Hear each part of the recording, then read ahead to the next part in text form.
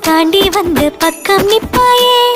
பட்ட பகல் என்றாலும் பித்தம் தலைக்கேறும்.